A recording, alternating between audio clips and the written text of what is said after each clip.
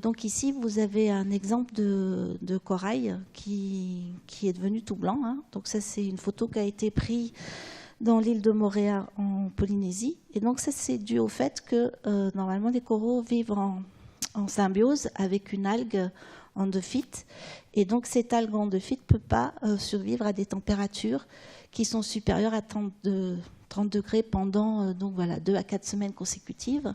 Et donc le blanchissement des coraux est dû à la mort de ces algues symbiotes. Donc c'est un phénomène vraiment important, parce que là vous voyez une carte qui a été faite en 2008. Donc les points rouges, c'est les endroits où on a un très fort blanchissement des coraux.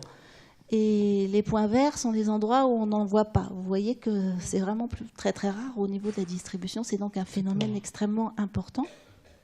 Et donc, ce qu'on a observé quand même, et ce qui est intéressant par rapport à ce que je disais sur l'adaptation, c'est qu'en suivant ces populations depuis pas mal d'années, on s'est rendu compte que l'algue avait changé, c'est-à-dire qu'elle s'était adaptée à ces conditions-là, et qu'on avait dans certains cas les limites de mortalité qui avaient été repoussées un peu plus haut, c'est-à-dire qu'elle s'était adaptée à ces changements et qu'elle permettait de survivre à des températures un peu plus fortes. Donc c'est toujours la même histoire, c'est migrer, s'adapter ou mourir. Voilà.